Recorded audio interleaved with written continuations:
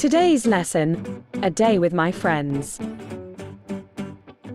Today is Saturday and I will visit my friend Hiroshi. He lives near a park, where we love to play with our friends. George and Meg play on the slide. Pat and Jessica like to play on the swing.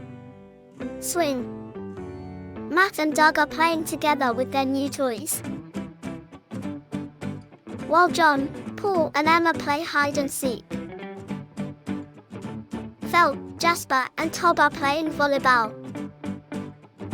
Sophia and Kate are playing on the seesaw. At midday we will have a picnic together. Mum told us that we must go home at 5 p.m.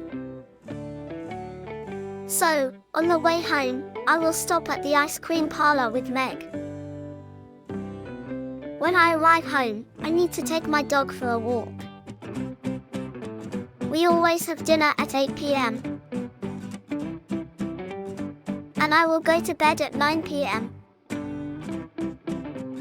I will have a funny day. What about subscribing my channel?